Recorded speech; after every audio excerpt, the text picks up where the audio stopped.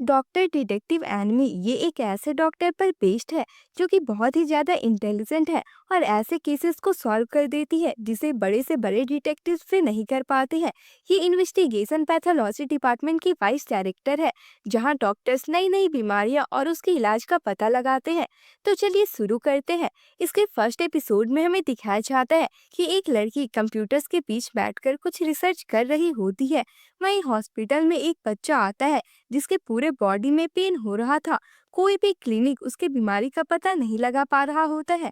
साथ ही वहाँ के डॉक्टर्स को भी उसकी बीमारी समझ में नहीं आ रही थी, क्योंकि बॉडी पेन के अलावा उसके सारे सिम्टम्स नॉर्मल होते हैं और लैब रिजल्ट से भी कुछ पता नहीं चलता है।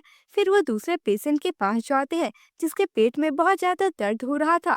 तो जूनियर डॉक्टर, जिसे हम मई बुलाएंगे, पूछती है कि क्या आपने पिछले दिनों कुछ अटपटा खाया है। इस पर वो मना कर देता है। फिर वो कुछ और बेसिक चेकअप करते हैं और उन्हें इसका कारण भी पता नहीं चल पा रहा होता है। तो वो उसका सीटी स्कैन करवाने का डिसाइड करते हैं। फिर डॉक्टर टाकानासी टाइम देखता है और कहता है कि अगर आज मैं लेट हुआ तो वो बहुत गुस्सा करने वाली है। वहीं वो लड़की एलिवेटर में होती है। फिर मैं पूछती है कि आप तो इन्वेस्टिगेशन पैथोलॉजी डिपार्टमेंट का पार्ट है ना, तो फिर इमरजेंसी डिपार्टमेंट में काम क्यों कर रहे हैं। तो वो कहता है कि इमरजेंसी डिपार्टमेंट बहुत बिजी था, इसलिए बॉस ने मुझे यहाँ मदद के लिए भेज दिया। तो मैं कहती है कि आपकी बॉस तो वो क्यूट लड़की है ना, जो हाई स्कॉलर के जैसे दिखती है। इस पर वह कहता है कि कभी भी ये चीज उसके मुंह पे मत बोलना, वरना वो बहुत ज्यादा गुस्सा हो जाएगी। तभी वो लड़की यानी उसकी बॉस वहाँ आ जाती है, जिससे वो डर जाते हैं। देन डॉक्टर ताकानासी पूछता है कि आप यहाँ क्यों आई है, क्या कुछ काम था। इस पर वो कहती है, नहीं, तुम्हारी शिफ्ट 19 मिनट 20 सेकंड में खत्म हो रही है, तो मैं बस तुम्हें लेने के लिए आई थी।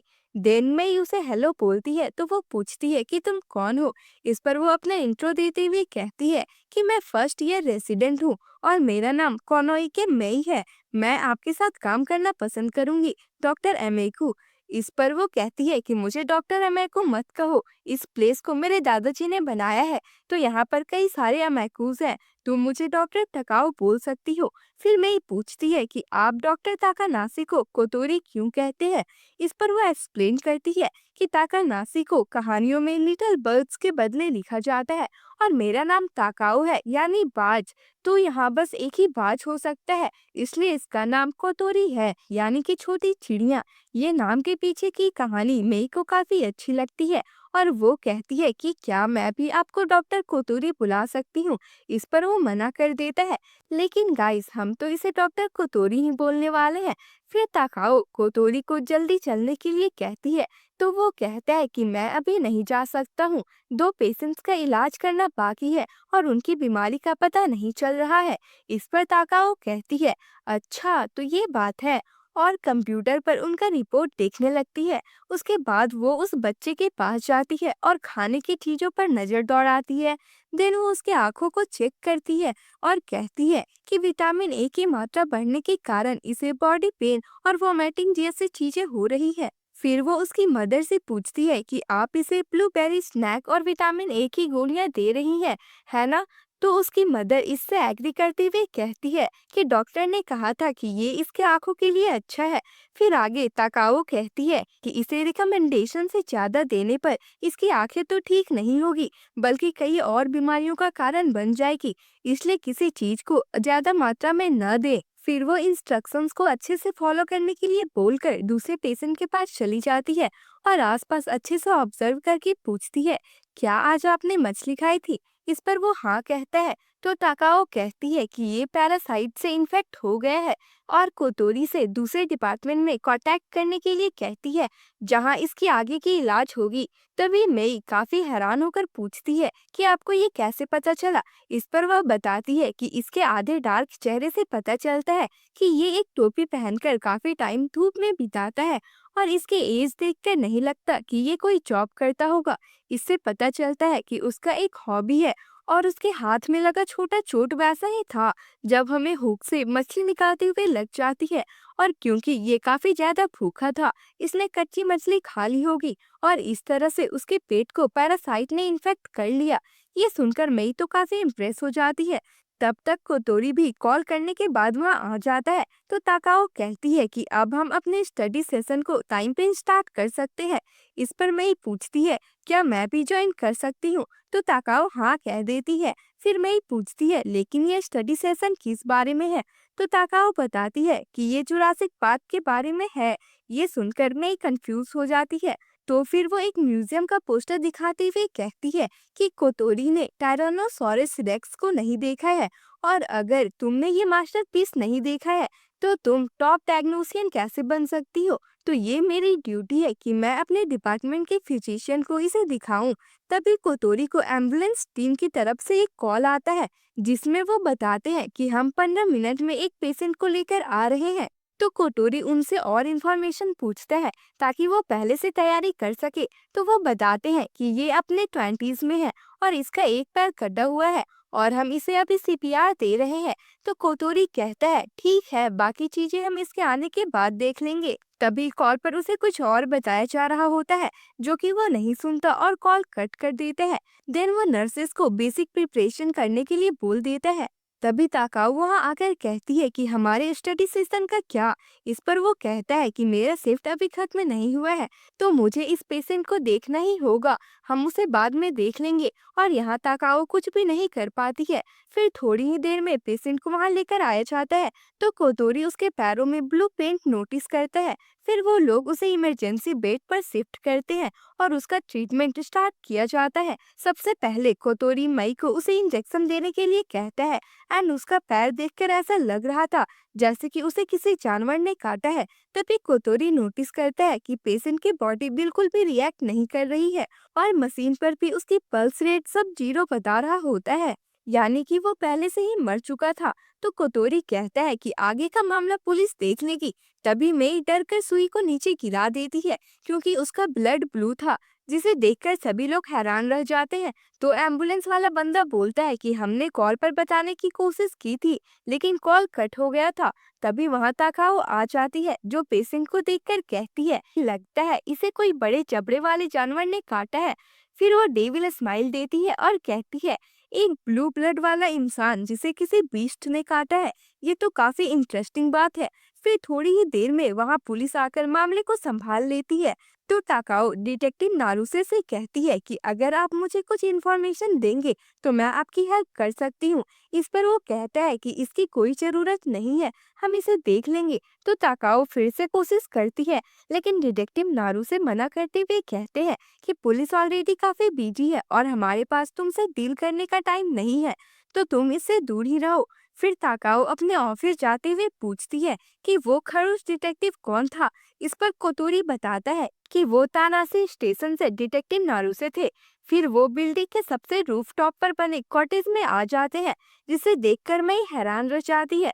तो ताकाओ बताती है कि ये इन्वेस्टिगेशन पैथोलॉजी डिपार्टमेंट का ऑफिस है और मेरा घर भी, और ये जगह मई को फेरी टेल जैसा लगता है। फिर वो अंदर जाते हैं, जहाँ सिर्फ बुक्स ही भरी होती है, जिसे देखकर मई शौक में चली जाती है। तो कोटोरी कहता है कि ये जगह सच में फेरी टेल है, लेकिन ये चुड़ैल है। तो ताकाओ कहती है कि क्या तुमने कुछ कहा? इस पर कोतोरी कहता है, नहीं नहीं, कुछ भी नहीं। उसके बाद ताकाओ कुछ सर्च करने लगती है। तो मई पूछती है कि आप क्या देख रहे हैं? इस पर वह बताती है कि मैं न्यूज चेक कर रही हूँ कि पिछले दिनों कहीं कोई बड़ा जानवर तो नहीं भागा है। आगे कोतोरी पूछता है कि क्या आप उस बंदे के केस के बारे में खोज रही हैं? तो वो हाँ कहती है। इस पर कोतोरी उस मामले को पुलिस पर छोड़ देने के लिए कहता है। इस पर ताकाओ कहती है कि वो हमारा पेशेंट था, तो हमारी ड्यूटी है कि हम इस बारे में पता लगाए। इस पर कोतोरी कहता है कि आप क्लियरली कहिए ना कि आप बस उस स्ट्रेंज केस के बारे में क्यूरियस है। तो वो कहती है, हाँ बिल्कुल, उसका ब्लू ब्लड था जिसे एक टोक्यो के बीच में किसी बड़े जानवर ने काटा है। ये मुझे बहुत परेशान कर रही है। तभी उसे एक कॉल आती है और अगले ही सीन में वो डायरेक्टर के ऑफिस में होते हैं। तो ये डायरेक्टर ताकाओ के अंकल होते हैं, जो उसे इस केस से दूर रहने के लिए कहते हैं। तो वो कहती है कि मैं बस फिजिशियन की तरह उसे इन्वेस्टिगेट कर रही हूँ। इस पर डायरेक्टर कहते हैं कि तुम्हारे डिपार्टमेंट का काम है कि तुम वैसे पेशेंट को एग्जामिन करो जिसका इलाज दूसरे डिपार्टमेंट नहीं कर सकते हैं, और एक मरे हुए पेशेंट को एग्जामिन करना तुम्हारा काम नहीं है, इसे डिटेक्टिव्स देख लेंगे। इस पर ताकाओ बहस करने लगती है, लेकिन डायरेक्टर उसे बाहर निकाल देते हैं और वो दरवाजे को पैर से मारने लगती है। तो कोतोरी उसे शांत करता है। फिर वो पूछती है कि क्या तुम आज रात फ्री हो? तो वो कहता है आज सैटरडे है, मुझे कुछ काम है। लेकिन वो उसकी नहीं सुनती है और साथ चलने के लिए कहती है। देन कार में ताकाओ मजे से स्नैक्स खा रही होती है और कोतोरी कहता है कि पता नहीं मैं अपने छुट्टी के टाइम पर ये क्यों कर रहा हूँ। फिर वो क्राइम सीन पर पहुंच जाते हैं जहाँ काफी भीड़ थी। तो कोटोरी साइड में गाड़ी पार्क करता है और ताकाओ तुरंत ही उतरकर दो लोगों की तरफ जाने लगती है, जिसमें से एक तो डिटेक्टिव नारुसे होते हैं और दूसरे है डिटेक्टिव साकुराई। ताकाओ को देखकर साकुराई कहता है कि क्या कोइंसिडेंस है, तुम यहाँ मिल गई। तो ताकाओ कहती है कि क्या आप भी ब्लू ब्लड वाले केस के इन्वेस्टिगेशन के लिए यहाँ आए हैं। इस पर वह बिल्कुल ही अनजान बनते हुए कहता है, क्या ब्लू ब्लड वाला आदमी, ये तो काफी स्ट्रेंज लग रहा है। तो ताकाओ कहती है कि अपनी घटिया एक्टिंग बंद करिए, अगर आप मुझे कुछ इन्फॉर्मेशन देते हैं तो मैं फिर से आपकी मदद करूंगी। इस पर साकुराई कहता है कि हम तो बस यहाँ घूम रहे हैं, तुम किस बारे में बात कर रही हो। तो वह कहती है कि आपको बोलने से पहले प्लानिंग करनी चाहिए, क्योंकि आप दोनों यहाँ हैं, इसका मतलब हेडक्वार्टर ने इसे मर्डर केस माना है, इसलिए आप तानाशी पुलिस के साथ काम कर रहे हैं। इस पर साकुराई थोड़ा हैरान होते हुए कहता है कि हम बाहर वाले को कुछ नहीं बता सकते हैं, लेकिन शायद तुम कुछ बताओ और मेरी जुबान फिसल जाए तो अलग बात है। इस पर ताकाओ कहती है, अच्छा तो आप चाहते हैं कि पहले मैं कुछ बताऊं, और हंसने लगती है। डेट कहती है कि मैं अपने बेस्ट इंफॉर्मेशन आपको बताने जा रही हूँ और सबको अपने पीछे आने के लिए कहती है। फिर वो सभी कुरुमे म्यूजियम के अंदर चले जाते हैं, जहाँ रास्ते में वो बताती है कि वो इसे 3 महीने से रीमॉडल कर रहे थे और वो बॉडी म्यूजियम के पीछे जंगल के पास मिली थी। इस पर डिटेक्टिव पूछता है कि क्या तुम मर्डर की एक्चुअल सीन म्यूजियम में बता रही हो। तो वो कहती है कि क्या तुम्हें पता है विक्टिम का पैर किसने काटा, चाहे तुम कैसे भी देखो लेकिन उसे जरूर किसी जानवर ने काटा है। इस पर नारुसे कहता है कि पोस्टमार्टम के रिजल्ट अभी तक नहीं आए हैं, लेकिन ऐसा लगता है जैसे उसे किसी जंगली कुत्ते ने काटा है। इस पर ताकाओ कहती है कि ये पॉसिबल ही नहीं है, उसे किसी बहुत बड़े जानवर ने काटा है। फिर साकुराई पूछते हैं कि क्या इस वर्ल्ड में इतना बड़ा क्रिएचर है। वैसे क्या तुम यह कहना चाह रही हो कि तुम्हें उसका लोकेशन पता है। इस पर वो हाँ कहती है, जिसे सुनकर सभी हैरान हो जाते हैं। फिर वो टायरानोसॉरस के स्केलेटन को दिखाते हुए कहती है कि ये वही है जो 66 मिलियन साल पहले दुनिया में एग्जिस्ट करते थे। अब एक मरा हुआ डायनासोर किसी को कैसे मार सकता है, ये तो आपको अगले वीडियो में पता चलेगी। तो जल्दी जल्दी चैनल को सब्सक्राइब कर ले और वीडियो को लाइक एंड शेयर करे। तो फिर कल मिलते हैं, तब तक के लिए बाय बाय।